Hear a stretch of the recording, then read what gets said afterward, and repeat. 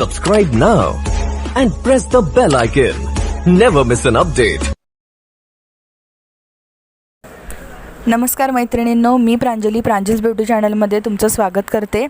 माझ्या व्हिडिओजला तुम्ही लाईक करा, शेअर करा, सबस्क्राईब करा, जेणेकरून मला तुमचा सपोर्ट मिळेल आणि मोटिवेशन मिळेल की मी अशाच तुमच्यासाठी व्हिडिओज बनवत राहीन। माझ्या चॅनलवरती तुम्हाला health related, beauty related, kitchen related आणि आपल्या फॅशन रिलेटेड आणि अशा बऱ्याचशा व्हिडिओज मिळतील तुम्हाला, ज्यातून थोडंफार तुम्हाला नॉलेजही मिळेल आणि उपयोगीही ठरतील। चला तर मग तुमचा वेळ वाया न घालवता आजचा आपला व्हिडिओ स्टार्ट करूया। आज आपल्याकडे थोड्याफार किचन टिप्स आहेत।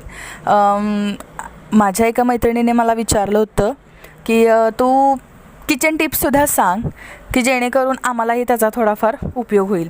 चला तर मग आपल्या किचनमध्ये अतिशय उपयुक्त आणि महत्त्वाच्या अशा थोड्याफार किचन टिप्स बघूयात। 1.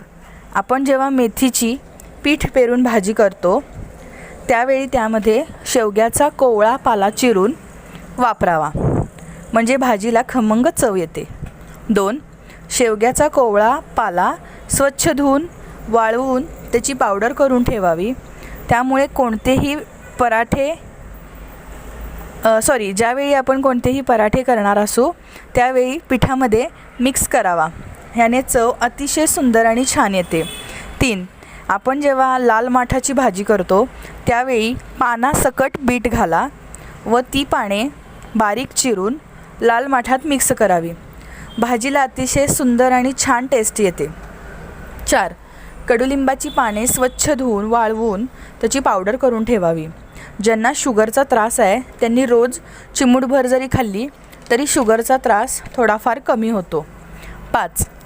पावभाजी करताना त्यात बीट वापरावे, भाजीचा कलर तर खूप छान येतोच व भाजीची पौष्टिकताही अधिकच वाढून जाते। 6. आपण जेव्हा आमटी करतो, डाळीची आमटी आपण करतो ना तशी, त्यावेळी शक्यतो मिक्स डाळी वापराव्यात, म्हणजे सगळ्या डाळी आपल्या पोटात जातील आणि पौष्टिकही मिळेल। हे लहान मुलांनासुद्धा आपण वापरू शकतो। ज्यावेळी आपण त्यांना वरण भात किंवा चपातीबरोबर भाजी आमटी देतो त्यावेळीस मिक्स डाळींची भाजी किंवा मिक्स डाळींचं वरण जरी दिलं तरी त्यांना ते शरीराला खूप पोषक ठरतं। 7. शेंगदाणे भाजण्यापूर्वी शेंगदाण्याला पाण्याचा हात लावून घ्यावा आणि मगच शेंगदाणे भाजावेत, असे केल्याने शेंगदाणे खमंग भाजून निघतात व कूटही बराच कालावधीपर्यंत टिकून राहते। 8. दुधाला विरजण लावताना आतून थोडीशी तुरटी फिरवावी, आपण ज्या भांड्यामध्ये दही लावणार त्या भांड्याला आतमधून थोडीशी तुरटी फिरवून घ्या, असे केल्याने दही तर घट्ट होतेच व त्याची मलईसुद्धा छान अशी येते। 9.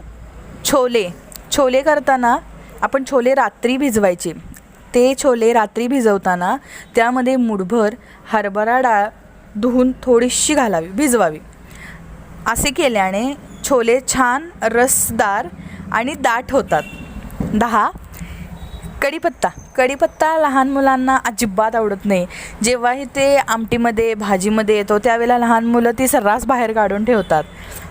अशा वेळी काय करावं, ते स्वच्छ धुवून घ्यावी, कढीपत्ता स्वच्छ धुवून वाळवून त्याची पावडर करून ठेवायची आणि ज्यावेळेस आपण ती भाजीमध्ये वापरणार असो ना त्यावेळी ही पावडर भाजीत घालायची, म्हणजे जेणेकरून ही कढीपत्तासुद्धा मुलांच्या पोटात जातो आणि त्यातून शरीराला आपल्या पोषक असा पोषण मिळतं।